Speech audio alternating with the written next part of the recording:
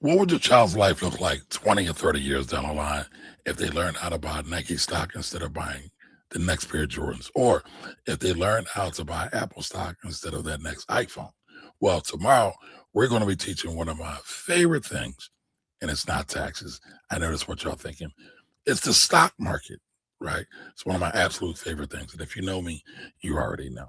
But tomorrow we're going to be talking about how our youth can start to buy things like Amazon, Nike, Tesla, Microsoft, right? Because instead of just spending money on those stocks, we're going to say this is how you make money off of these stocks or with these companies. So tomorrow's going to be great.